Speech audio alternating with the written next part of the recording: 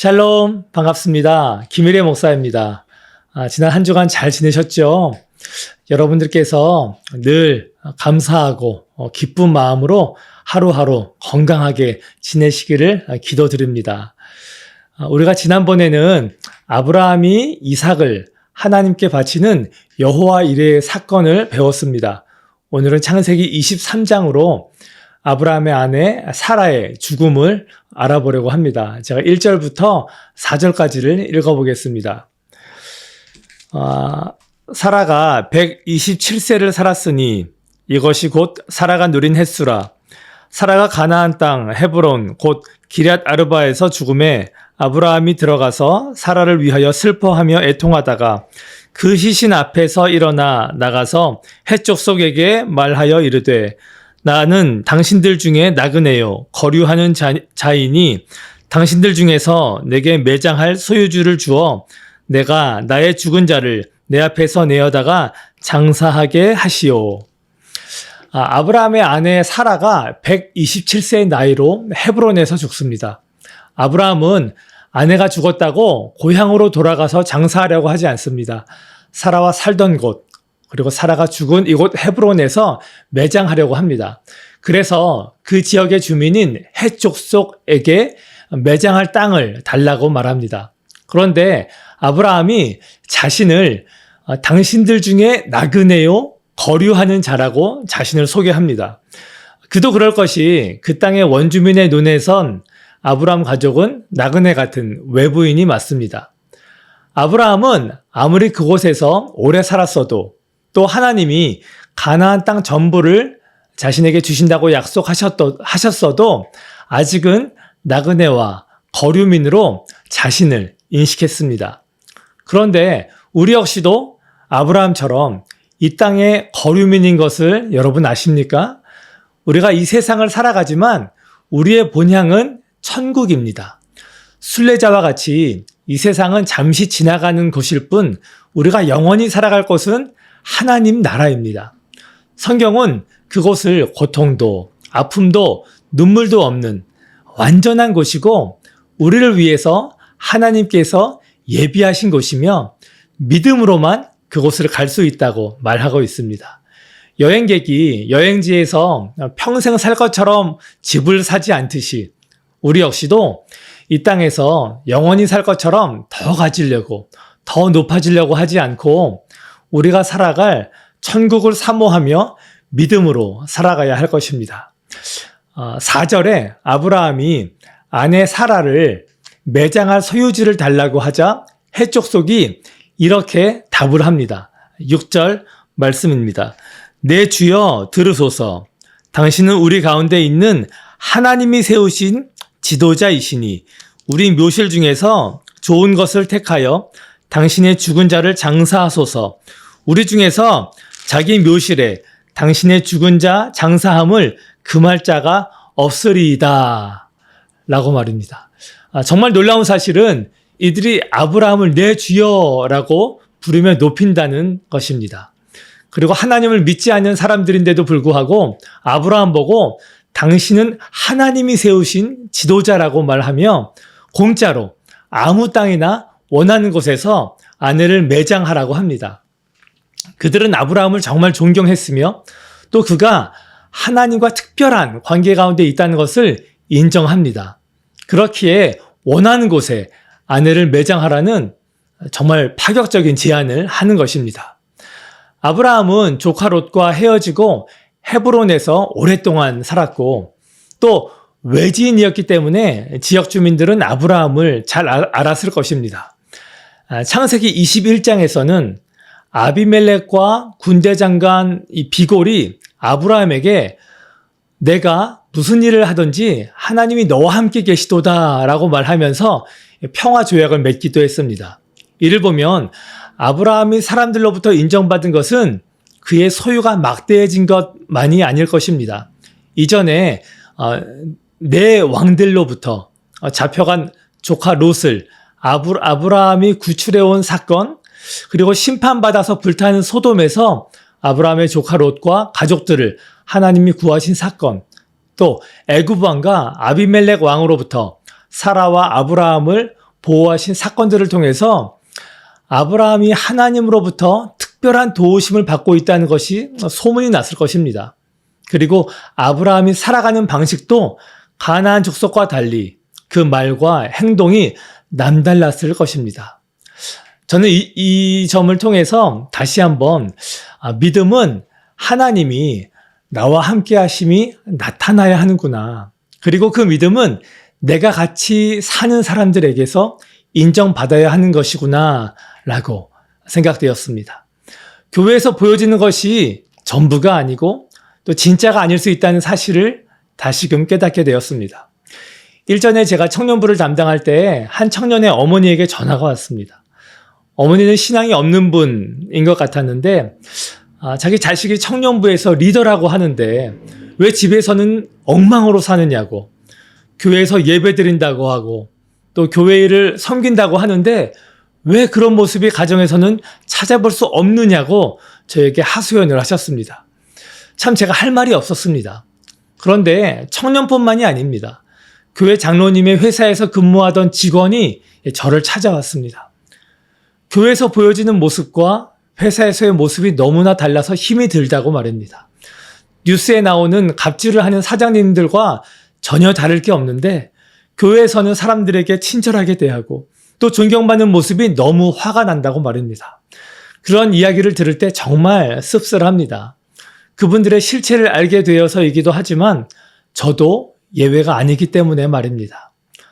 저도 제 아내와 아이들에게 제가 교회에서 보여지는 모습과 다른 모습들을 많이 보여주는 것 같습니다. 그래서 아이들에게는 불평과 원망도 많이 들었습니다. 가족들에게 부끄러운 모습을 보이지 않으려고 가정과 또 교회에서 같은 모습으로 살아가기 위해서 부단히 저 역시 애쓰고 있습니다. 그래서인지 오늘 수십 년간 같이 사는 해쪽 속 주민들한테 존경받고 인정받는 아브라함이 정말 부럽기도 합니다.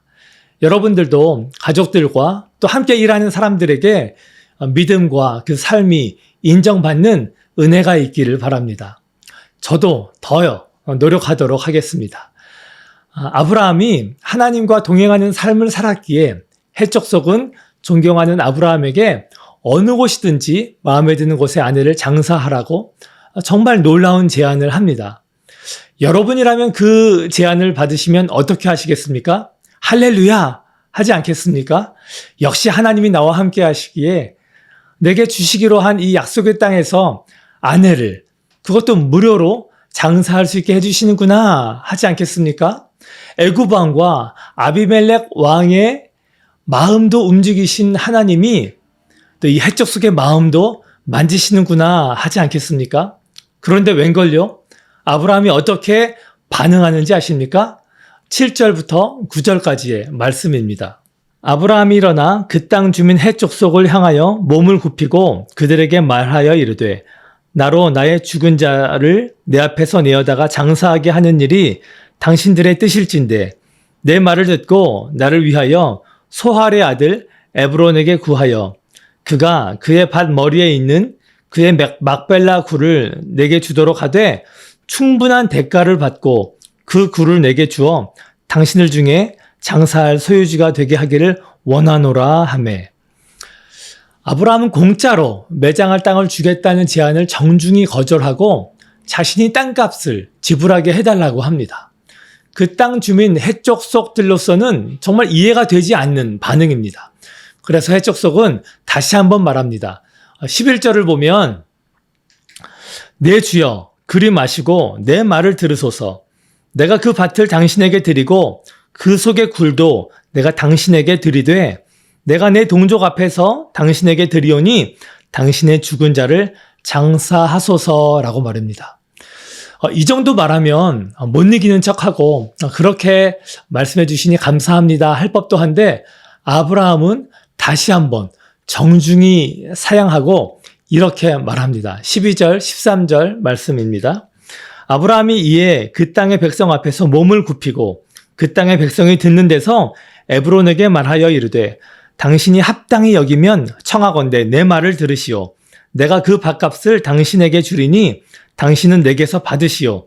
내가 나의 죽은 자를 거기서 장사하겠노라 라고 말합니다. 그렇게 아브라함은 땅값 은 400세겔을 내고 매장할 땅을 구입하고 장사를 지냅니다. 여러분, 오늘 영상 제목이 좋은 게 다 좋은 게 아닙니다 입니다. 지금 당장은 내게 좋아 보이는 제안들이 그럴듯해 보일 수 있습니다. 하지만 그것들이 정말 나에게 도움이 되지 않을 수 있을 뿐 아니라 오히려 나중에 나를 정말 힘들게 만들 수 있다는 것을 우리는 알아야 합니다.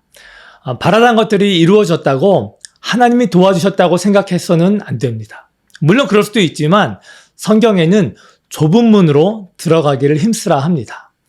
세상의 관점으로 잘 된다고 다 좋은 것이 아닐 수 있고 하나님 뜻이 아닐 수 있다는 것을 우리는 명심해야 합니다.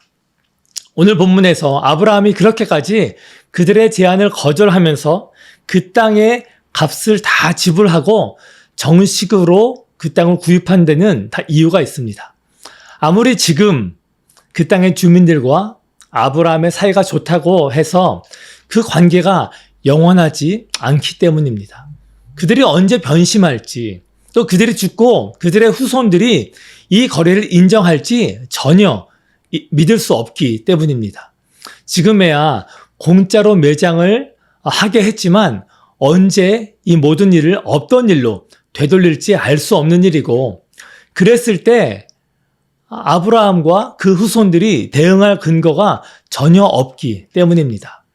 나중에 우리가 배울 내용이지만 이집트의 총리까지 된 아브라함의 후손인 요셉이 있었습니다. 하지만 당시의 왕이 죽고 나자 요셉의 후손들, 즉 아브라함의 후손들이 핍박을 이집트 사람들로부터 받게 되는 것을 보면 지금 아브라함이 취한 태도는 정말이지 지혜로운 결정이 아닐 수 없습니다. 18절을 보면 이 모든 거래가 성문에 들어온 헷 족속이 보는 데서 아브라함의 소유로 확정되었다고 합니다. 이 성문은 오늘날의 시청이나 법정과 같은 역할을 했고, 그 소유권이 다른 사람들에게 넘어갈 때에는 제3자의 증인들이 반드시 필요했기에 성문에 있었던 이 모든 사람들, 즉 그 지역의 유력한 자들 앞에서 매매를 성사시킨 것입니다. 아브라함은 그 땅 주인이 제시한 은 400세겔을 지불을 했는데, 성경을 잘 살펴보면 이 금액은 이 땅값에 비해서 정말 터무니없이 큰 금액인지 모릅니다. 이때보다 훨씬 후대에 거래된 이 땅의 크기와 또 매매된 금액에 비교해서 정말 말도 없이 큰 금액인데도 불구하고 아브라함은 조금도 깎지 않고 전부 지불합니다. 아내에 대한 사랑 때문이기도 하지만 이 거래를 완벽하게 하기 위해서이기도 합니다. 처음 제시된 금액이 아닌 낮춰진 액수로 거래가 되었을 때 나중에 이 거래에 영향을 줄 수도 있기 때문입니다. 이렇게 아브라함은 죽기 전에 하나님이 약속하신 가나안 땅의 일부를 처음으로 소유하게 됩니다. 당시에 어떤 사람들은 이 아브라함의 결정은 미련하다고 생각할 수 있겠지만 이 현명한 결정으로 이곳에서 아브라함 자신도, 아들 이삭과 리브가도, 손자 야곱과 레아도 이곳 헤브론의 막벨라 굴에서 장사를 지내게 됩니다. 이곳 헤브론은 아브라함이 하나님에게 제단을 쌓은 곳이고 그가 실제로 잠든 곳이며 먼 훗날 이곳에서 다윗이 이스라엘의 왕으로 세움받는 옛 수도가 됩니다. 나중에는 그 수도가 예루살렘으로 바뀌지만 아브라함이 소유하게 된 이곳 헤브론 땅은 이스라엘 민족에게 있어서는 영적인 고향과 같은 곳이고 약속의 땅의 상징적인 곳이기도 합니다. 여러분은 오늘 말씀을 꼭 기억하셔서 우리 역시도 아브라함 같이 약속의 땅인 하나님 나라를 소망하며 살아가시기를 바랍니다. 약속의 땅을 이미 소유한 자답게 비록 어렵고 힘든 일들이 내 삶에 찾아온다 해도 아브라함과 같은 믿음으로 하나님을 의지하고 신뢰함으로 나아가시기를 바랍니다. 그리고 아브라함의 삶처럼 지금 당장 좋은 것, 지금 당장 나에게 도움이 되는 것만 같은 결정이 아니라 정말 내 인생 전체에 유익한 것을, 그리고 하나님 보시기에 선한 것들을, 정직하고 참되고 진실된 것들을 선택하는 여러분들 되시기를 축복합니다. 그럼 제가 기도하겠습니다. 하나님 은혜를 감사합니다. 오늘 아브라함의 지혜로운 결정을 우리에게 또 말씀해 주셔서 감사합니다. 하나님, 우리 삶에 정말 여러 가지 선택을 우리는 매일 해야 됩니다. 그때마다 오늘의 말씀을 기억하여 하나님이 기뻐하시는 결정, 정말 하나님이 보시기에 선하고 아름다운 결정들을 내리는 지혜로운 우리 모든 또 이웃될 수 있도록 하나님 함께하여 주시옵소서. 그리고 이 땅에서 영원히 살 것이 아니라 우리의 본향인 하나님의 나라를 바라보며 이 땅에서도 하나님 나라를 살아갈 수 있도록 우리에게 믿음을 주시고 지혜를 주시기를 기도합니다. 이 모든 말씀을 예수님 이름 받들어 기도합니다. 아멘. 오늘도 샬롬 목사 함께 하신 모든 분들을 진심으로 또 감사드립니다.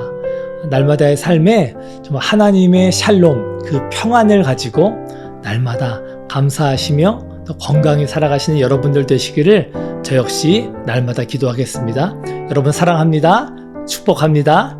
샬롬.